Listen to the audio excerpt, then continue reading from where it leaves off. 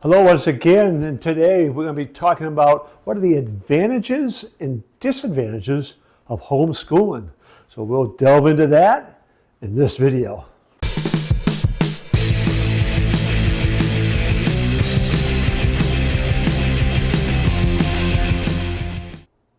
So you're thinking about homeschooling your children?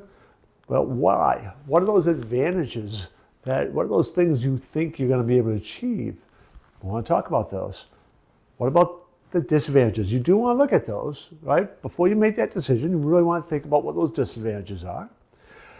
Then you want to begin to feel, all right, yeah, this is something I still want to do. How can I overcome those disadvantages, right? That's something you need to think about.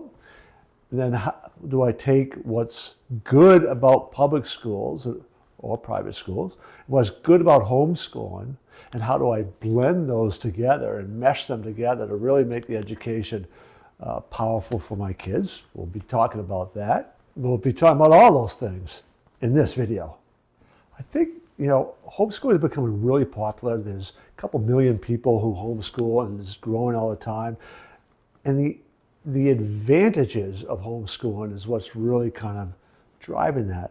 So if you think about all the potential negatives of public school today, right? Some of the political kind of curriculum type issues, safety for your child, ostracism, being bullied, not fitting in, all these potential fears that you might have of your child, not getting the individualized attention, not having challenging enough curriculum, whether it's academic or socially emotional. When you think about the biggest concerns about public school, in a homeschool environment, that is far more under your control. So if you are truly just homeschooling your kids, some of the advantages are the flexibility of your schedule, the flexibility of your curriculum, the bonding that you can do, the developing of the self-discipline that they have, the having more control on how you help build the mindset and the curiosity around learning. All of these things are huge, huge advantages. The ability to really supplement, individualize, and adjust your curriculum in your school day when you have a small group, whether it's just your family or maybe a couple families combined, or you do a little co-op, is enormously beneficial. I ran programs with a homeschool model for close to 30 years in public school setting, because no one mentioned this in another video, but it was incredibly valuable to have that flexibility. I had kids in my classroom with all kinds of different abilities, different emotional kind of places they were at. We were trying to work on shifting their mindset because so many of them struggled socially and emotionally and with their beliefs around learning. And for a lot of those years, we became a little bit handicapped at the end when the school district took away our ability to just put them in our cars and drive. Now, I won't go down that road, but that began to really handicap our ability to get them out of the classroom when appropriate to supplement the learning aspect of that, right? So when you're homeschooling, you have that ability. I had that ability for years in these public school settings, and it was hugely beneficial. I still keep in touch with some of my former students who talk about those things, right? That's what was really important to them, and that relationship stuff, huge advantage of homeschooling, and the ability to actually have them develop self-teaching in your homeschool, which is enormous. That doesn't happen in a public school. It doesn't, right? So all those things are reasons why people begin to homeschool. Huge advantage.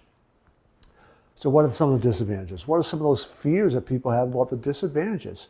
Well, socialization, right?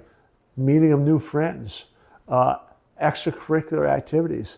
And I'll tell you, for our family, one of the reasons we did it, besides the fact that both my wife and I worked in public schools, so we're really familiar with public schools, we loved working with the kids we were working at in each of our capacities. So that, one of us would have had to, or both of us, we would have had to try to figure out how to do this by leaving the teaching profession. But I'll tell you right up front, one of the driving factors was sports, right? I was an athlete. I loved school, right? And one of the things I loved most about school was all the things I did within the school, and athletics was a huge, huge part of that, right? And you know, in some places still today, at athletic, particularly at high school, the community around that, when you're playing for a state championship or winning the league championship or something, that lifts up the whole community. You still see that particularly in rural parts. So that is a disadvantage sometimes if you're homeschooled, not being able to be part of that. And whether it's that or the band or music programs, one of the districts I worked in had a tremendous music program, right? Their students won jazz competitions all over the state year in, year out. So all those aspects can be disadvantages. So how do you go about overcoming those? Well, just because you're homeschooled doesn't mean your child can't participate in school programs. So you need to look at that and how that gets factored in your district, in your state. What are are schools required to offer that to you? How? How do you go about making sure they can still participate? Maybe they can get that same sort of involvement with some travel team stuff. There are some sports that they might gravitate towards and all that aren't really traditional in a high school setting and are natural for like club teams, for lack of a better word. Things like gymnastics. There's some like ice dance, ice skating, figure skating kind of thing. Sometimes swimming, wrestling, right? Sometimes, depending on the size of your school, these aren't offered within the school. You got to go to somewhere else if those are what drive your child. Musical programs, all these sort of things. There are ways that you can get that socialization and get involved with the community, sometimes through the school, sometimes outside the school, but you need to look at that. That's certainly ways to overcome those. And that's probably one of the biggest disadvantages people talk about, is that socialization, that connection through clubs, organizations, and things that harder to do homeschooling. Well, not necessarily harder. You just got to get creative and think about all the different options before you, and it's easily overcomable. All right, so what about blending those? So maybe there are some things that you can do through the public school. Maybe there's even some classes, some things, particularly as you get higher up, right? Like high school physics or calculus or something. Maybe you do that through an AP class that's offered at your high school, and that gives them an in to be able to participate in the sports. And other times they're home taking other classes. So there's lots of hybrid models. There's all kinds of ways that you can begin to think about this.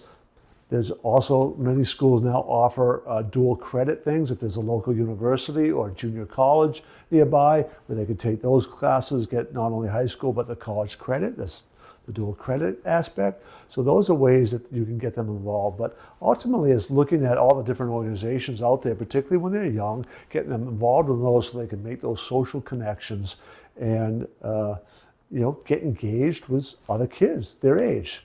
It's easily done. And that would be one thing that some people would say, oh, that's a real problem with homeschooling. They don't get to connect every day in the classroom. Now that's a bunch of BS. It's a belief system that's really easily overcomable. I encourage you to subscribe to our channel so you can look at other videos here. But also I have available, and the link will be in the chat here, some webinars. We've got a free webinar, Enhance Your Students' Performance to Next Level Success in Athletics, Academics, the Arts, and in Life. I would encourage you to kind of go through that. As a parent, it would give you some real valuable skills for helping your child develop the right mindset. So check that out today and tune into the next video.